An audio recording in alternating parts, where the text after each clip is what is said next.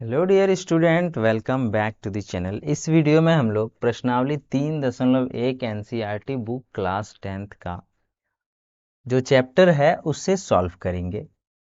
इसमें हम लोगों को ग्राफीय विधि से हल करना है और उससे भी पहले एक समीकरण का युग्म बनाना है, यानी कि यहाँ से आप सीखेंगे समीकरण को बनाना। ये चैप्टर का ही नाम है दो चर वाले रैखिक समीकरण। अब समझते हैं कि इसमें से दो चर क्या है। तो चर मतलब होता है वेरिएंट, जिसका मान बदलता है। जैसे चर में कोई भी एबीसीडी का शब्द आ जाएगा वो हो जाएगा चर। क्या हो जाएगा? चर। ठीक है। इसे ब्लैक कर देते हैं तो आप लोगों को थोड़ा सा आंख पे कम असर पड़ेगा। ठीक है। देखिए, एक x हो जाएगा और एक y हो जाएगा। जब दो चर आ जाए, इसमें इसका वैल्यू कहीं पे 2 भी मिलेगा, कहीं पे 3, कहीं पे 4, किसी में इसका 5, 6, 7, मतलब जिसका वैल्यू हमेशा बदलते रहता है उसे चर पद कहते हैं।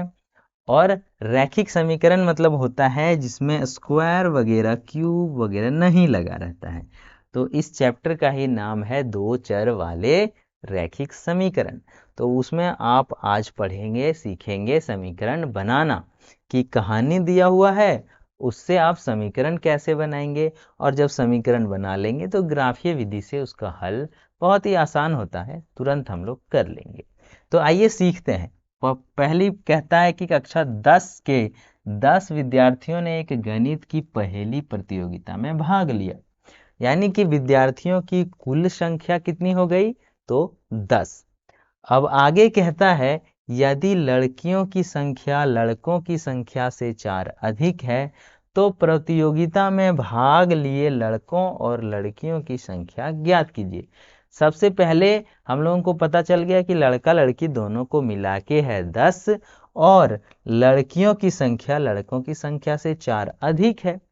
4 अधिक है मतलब अगर ये 2 होगा तो ये 6 होगा, अगर ये 3 होगा तो ये कितना होगा? 4 अधिक होना चाहिए तो 7 होगा। इस टाइप से मतलब 4 अधिक होगा, लेकिन टोटल जो है वो 10 होगा।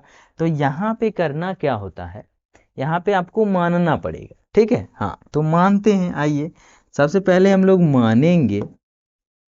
कैसे लिखेंगे? माना किसकी संख्या? तो लड़कों की संख्या। ठीक है, लड़कों की संख्या। और लड़कों की संख्या क्या हो जाएगा? तो लड़कों की संख्या को मान लेते हैं x, और तथा यहाँ पे लिखेंगे लड़कियों की संख्या। और लड़कियों की संख्या कितनी हो जाएगी? y। अभी डियर स्टूडेंट तुरंत हमने बताया कि जब लड़का लड़की दोनों को मिला देंगे तो कितना है? 10 है। कितना है? 10 है। यही तो एक समीकरण बन गया आपका, x प्लस वाई बराबर 10। दूसरा समीकरण निकालते हैं। कहता है लड़कियों की संख्या लड़कों की संख्या से 4 अधिक है। यानी कि अगर लड़का और लड़की की संख्या को घटा दें, यानी कि लड़कियों की संख्या में से अगर लड़कों की संख्या को घटा दें तो कितना आएगा? 4 आएगा। कितना आएगा? 4 आएगा। यही तो है, लड़कों की संख्या से 4 अधिक है लड़कियों की संख्या। तो इस तरीके से आपका दो ठो समीकरण आ गया है। अब जब दो समीकरण आ चुका है तो आपको ग्राफ विधि से हल ही तो करना है। तो सबसे पहले हमने पिछले वीडियोस में ग्राफ दिखाया है, वो ग्राफ ऐसे रहता है। ठीक है, ग्राफ कॉपी आप लोग खरीद लेंगे, उसमें बहुत सारे लाइन खींचा हुआ रहता है। उसमें से जो मेन लाइन रहता है वो ये है, एक्स एक्सिस और वाई एक्सिस। ऊपर से जो नीचे जाता है उसे वाई एक्सिस कहते हैं, और बाएं से जो दाएं जाता है उसे एक्स एक्सिस कहते हैं। दोनों के आगे तीर लगाना ना भूलें। इस तीर का अर्थ है कि ये और भी आगे जहां मन करेगा वहां तक ये जाते रहेगा। ठीक है। अभी आपको एक सारणी बनाना होगा, छोटा छोटा। ठीक है, दोनों समीकरण का अलग अलग सारणी बनाना होगा। थोड़ा इन चीजों को हम छोटा कर दें तो शायद आप लोगों को समझने में थोड़ी आसानी हो जाएगी। ठीक है। हाँ, चलिए चीजों को थोड़ा सा छोटा कर देते हैं। देखिए ये रहा आपका, यहाँ पे हम लोग सारणी बना लेते हैं। समीकरण दो ठो है तो दो ठो सारणी बना लेंगे ताकि उसका वैल्यू बैठाने में आसान हो। ठीक है, एक x हो जाएगा, दूसरा y, यहाँ भी x और दूसरा y हो जाएगा। ठीक है, देखिए इसमें अगर x का मान बैठा देते हैं 2, कितना बैठाते हैं 2, तो ये y कितना हो जाएगा, ये 2 उधर जाके घट जाएगा 10 में तो 8 हो जाएगा। कितना 8। ये अगर 4 रहेगा तो ये हो जाएगा 6, क्योंकि 4 उधर जाके घटेगा तो 6 बचेगा, y बराबर ये निकल गया।